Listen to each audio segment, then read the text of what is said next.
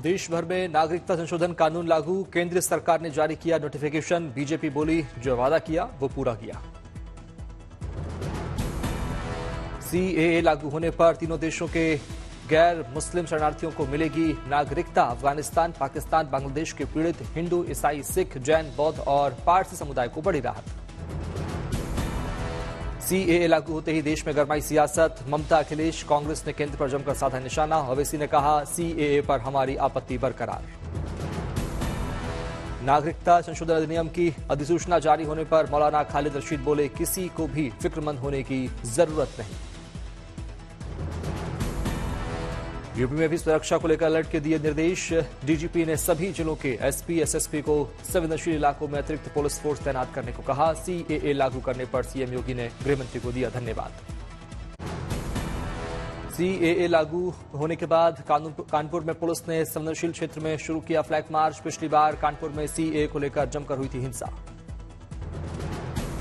CAA लागू होने के साथ दिल्ली के शाहीन बाग में भारी पुलिस बल को किया गया तैनात। दिल्ली पुलिस और पैरामिलिट्री फोर्सेस के जवानों ने किया फ्लैग मार्च। बीजेपी नेता शांतनु ठाकुर ने कोलकाता में बीजेपी ऑफिस में बांटी मिठाई। सीएए लागू होने पर आज के दिन को बताया एक नया स्वतंत्रता दिवस, 75 साल बाद नया दिन। बीजेपी सांसद जगन्नाथ सरकार ने अपने सहयोगियों के साथ मनाई सीएए लागू होने की खुशी। बीजेपी कार्यकर्ताओं को लगाया गुलाल। उत्तर 24 परगना जिले के बोगांव के ठाकुर नगर में जश्न। सीएए लागू होने की खुशी में लोगों में दिखी खुशी।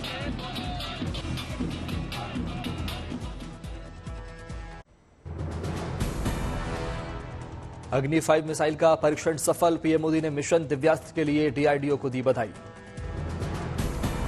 पीएम मोदी ने सोशल मीडिया एक्स पर कहा मिशन दिव्यास्त्र के लिए हमारे डीआरडीओ वैज्ञानिकों पर गर्व है। अग्नि 5 मिसाइल परमाणु दागने में सक्षम है। इसकी मारक क्षमता 5400 किलोमीटर तक है। अग्नि 5 मिसाइल पूरे चीन में कहीं भी तबाही मचाने में सक्षम है। इस प्रोजेक्ट की डायरेक्टर एक महिला है। इस पूरे प्रोजेक्ट में महिलाओं का महत्वपूर्ण योगदान है। मिशन दिव्यास्त्र की सफल फ्लाइट टेस्टिंग के साथ ही भारत उन चुनिंदा देशों के समूह में शामिल हो गया जिसके पास MIRV टेक्नोलॉजी है।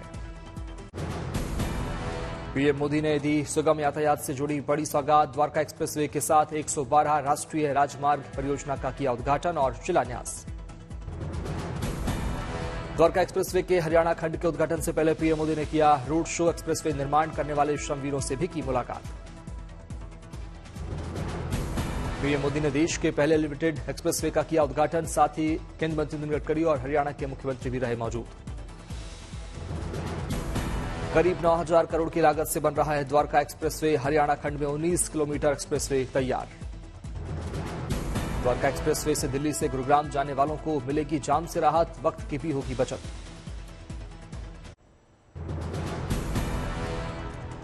पीएम मोदी ने कहा प्रगति की रफ्तार से नहीं होगा समझौता, मुझे जो भी करना है विराट करना है। पीएम मोदी ने कहा 2047 तक विकसित भारत देखना है लक्ष्य। पीएम मोदी ने कांग्रेस और गठबंधन पर किया वार। कहा देश में विकास का काम देखकर कांग्रेस और गठबंधन की नींद हराम हो गई है। कांग्रेस और उसके गमंडिया गठबंधन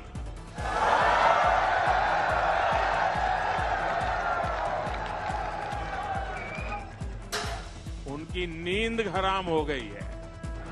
इतने सारे विकास के काम और वो एक की बात कर रहे हैं तो मोदी 10 और कर देता है।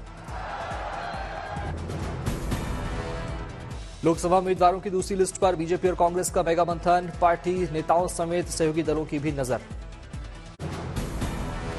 सशक्त नारी विकसित भारत कार्यक्रम में पीएम मोदी ने की शिरकत। 1000 नमो दीदियों को दी ड्रोन की सौगात। पीएम मोदी ने लखपति दीदियों को किया सम्मानित। स्वयं सहायता समूहों को 8000 करोड़ रुपए की सौगात। नमो ड्रोन दीदियों को सिखाया गया कृषि ड्रोन का संचालन। दिखाया गया ड्रोन को इस्तेमाल करने का तरीका। प्रधानमंत्री नरेंद्र मोदी एक बार फिर करेंगे दक्षिण भारत का धुआंधार दौरा। दक्षिण भारत से ही 2024 के लोकसभा चुनाव के लिए करेंगे प्रचार का आगाज। 15 से 19 मार्च तक तमिलनाडु, कर्नाटक, आंध्र प्रदेश और तेलंगाना का पीएम करेंगे दौरा। 3 दिनों तक तमिलनाडु के दौरे पर रहेंगे पीएम मोदी। कल देश को मिलेगी 10 और वंदे भारत एक्सप्रेस। पीएम मोदी दिखाएंगे हरी झंडी। अब देश में कुल वंदे भारत ट्रेनों की संख्या होगी 51। कल पीएम मोदी 85,000 करोड़ से अधिक की करीब 6,000 परियोजनाओं का करेंगे लोकार्पण। कई रेलवे परियोजनाओं की रखेंगे आधारशिला। साबरमती में गांधी आश्रम मेमोरियल के मास्टर प्लान को लॉन्च करेंगे पीएम मोदी। कोचरब आश्रम का करेंगे उद्घाटन। आरएलडी के वरिष्ठ नेता प्रमोद गौड़ ने पीएम मोदी को लिखा पत्र। अलीगढ़ से बीजेपी सांसद सतीश गौतम को लोकसभा टिकट दिए जाने की परिस्थिति में उनके खिलाफ चुनाव लड़ने का किया ऐलान।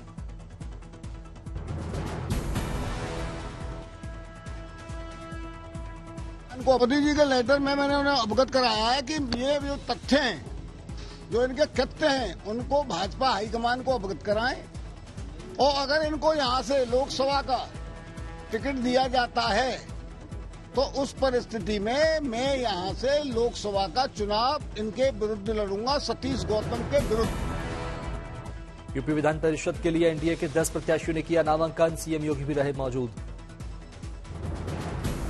पंजाब में आम आदमी पार्टी ने शुरू किया चुनाव के लिए कैंपेन। सीएम केजरीवाल ने लगाया बीजेपी पर आरोप। कहा पंजाब में सरकार गिराने की रची जा रही साजिश। ज्ञानव्यापी की तरह अब धार के भोजशाला का भी होगा एएसआई सर्वे। एमपी के हाईकोर्ट ने दिया आदेश। वैज्ञानिक सर्वेक्षण के लिए हिंदू फ्रंट फॉर जस्टिस ने दिया था आवेदन। चुनावी बॉन्ड को लेकर सुप्रीम कोर्ट का बड़ा आदेश। स्टेट बैंक ऑफ इंडिया को कल तक ही देनी होगी बॉन्ड से जुड़ी जानकारी। सुप्रीम कोर्ट ने एसबीआई के आवेदन को किया खारिज। कहा 15 मार्च तक वेबसाइट पर अपलोड करें आंकड़े। एसबीआई ने 30 जून तक आंकड़े अपलोड करने के लिए मांगा था वक्त। सुप्रीम कोर्ट ने किया इनकार। एसबीआई के ब्यौरा देने के लिए समय मांगने पर सुप्रीम कोर्ट ने पूछा सवाल। कहा बताएं अब तक आपने क्या किया। एसबीआई ने डाटा डिकोड करने के लिए वक्त देने की कही बात। सुप्रीम कोर्ट ने पूछा आंकड़ा जुटाने में कहां आ रही दिक्कत। रेलवे ने सवारी गाड़ियों से हटाया स्पेशल का दर्जा। यात्रियों के लिए न्यूनतम किराए में 3 गुने तक की आई कमी। कोरोना काल में स्पेशल के नाम पर हुई थी किराए में बढ़ोतरी। छत्रपति संभाजीनगर में रोहित पवार का ईडी के नोटिस पर बयान। रोहित ने कहा आने वाले समय में मैं जेल में जा सकता हूं। इलेक्शन कमीशन बीजेपी की कठपुतली बना है। मणिपुर में मिक्स मार्शल आर्ट्स फाइटर ने की पीएम मोदी से भावनात्मक अपील। वीडियो में फाइटर ने कहा कठिन हालात में पीएम मणिपुर का जल्द करें दौरा। किसानों ने आज जींद में किया ऐलान। 13 मार्च को दिल्ली की तरफ पैदल कूच करेंगे किसान। 25 किलोमीटर पैदल सफर तय करने के बाद रेल से सफर तय करेंगे किसान। 14 मार्च को दिल्ली के रामलीला ग्राउंड में इकट्ठा होंगे किसान। 2 चुनाव आयुक्तों की नियुक्ति के बाद होगा लोकसभा चुनाव की तारीखों का ऐलान। सूत्रों के मुताबिक 15 मार्च तक दोनों पदों पर नियुक्ति संभव। चुनाव आयोग में खाली हुए 2 आयुक्तों की नियुक्ति पर पीएम मोदी का मंथन। 14 मार्च को हो सकती है पीएम मोदी की बैठक। लोकसभा चुनाव से पहले अरुण गोयल के इस्तीफे पर बोले कपिल सिब्बल का सरकार पर हमला। बोले जाहिर तौर पर कुछ गंभीर है। आरजेडी सांसद मनोज झा ने सरकार पर धांधली का आरोप लगाते हुए कहा चुनाव का इतना नाटक क्यों जब आपने इसकी पटकथा पहले ही लिख दी है। एआईएमआईएम प्रमुख असदुद्दीन ओवैसी ने कहा अगर चुनाव आयुक्तों की नियुक्ति करने वाले 3 लोगों में से 2 सरकार से हैं तो जाहिर है कि सरकार अपने लोगों को इसमें रखेगी। एमएलसी चुनाव का नामांकन करने का आज था आखिरी दिन। कई राज्यों में प्रत्याशियों ने भरा पर्चा। लखनऊ में बीजेपी प्रत्याशियों ने भरा एमएलसी का पर्चा। इस मौके पर सीएम योगी आदित्यनाथ भी रहे मौजूद। बीजेपी ने विजय बहादुर पाठक, महेंद्र कुमार सिंह, अशोक कटारिया बनाए गए प्रत्याशी। धर्मेंद्र सिंह, रामतीरथ सिंघल और संतोष सिंह को मिला मौका। बिहार ने भी आरजेडी से राबड़ी देवी, अब्दुल बारी सिद्दीकी, फैसल अली, उर्मिला ठाकुर ने किया नामांकन। माले से शशि यादव ने भरा पर्चा। आरजेडी और लेफ्ट के नामांकन में पहुंचे लालू यादव, तेजस्वी यादव भी साथ में रहे मौजूद। संदेश खाली हिंसा के आरोपी शाहजहां शेख के करीबी टीएमसी नेता जियाउद्दीन मुल्ला कोलकाता में सीबीआई कार्यालय में हुए पेश। सीबीआई ने संदेश खाली में ईडी टीम पर हमला केस में पूछताछ के लिए किया तलब। शाहजहां शेख के करीबी टीएमसी नेता जियाउद्दीन मुल्ला ने कहा मैं सीबीआई का हर संभव सहयोग करूंगा, मुझे कानून पर पूरा भरोसा। सीबीआई टीम उत्तर 24 परगना जिले के बोनगांव में गिरफ्तार टीएमसी नेता शंकर आध्या के आवास पर पहुंची। सीएफएसएल के फॉरेंसिक विशेषज्ञ भी रहे साथ। राशन घोटाला मामले में गिरफ्तार शंकर आध्या के समर्थकों ने ईडी और सीआरपीएफ अधिकारियों पर हमला किया था। इस केस में भी सीबीआई जुटा रही सबूत। आसनसोल से टीएमसी सांसद शत्रुघ्न सिन्हा ने सीएम ममता की जमकर की तारीफ। ममता को बताया पीएम मटेरियल। ममता बनर्जी के अंदर वो एक्सेप्टेबिलिटी है, वो एबिलिटी है, वो रेस्पेक्टेबिलिटी है, वो काबिलियत है जिसकी वजह से वो ये प्रधानमंत्री बन सके। आसनसोल से खुद के और पश्चिम बंगाल से कीर्ति आजाद के चुनाव लड़ने पर बोले शत्रुघ्न सिन्हा, जब गुजरात के होकर नरेंद्र मोदी वाराणसी से लड़ सकते हैं तो चुनाव तो पश्चिम बंगाल से कीर्ति आजाद क्यों नहीं। हंगामे के बीच एफएंडसीसी कमेटी का गठन, चुनाव प्रक्रिया के दौरान आपस में भिड़े सभी दलों के पार्षद। सीट शेयरिंग को लेकर उमर अब्दुल्ला ने महबूबा मुफ्ती पर साधा निशाना, कहा उन सीटों को नहीं छोड़ सकते जहां हम पिछली बार जीते थे। बागी विधायकों की अयोग्यता के खिलाफ सुप्रीम कोर्ट पहुंचे हिमाचल प्रदेश कांग्रेस के 6 बागी, 12 मार्च को सुनवाई।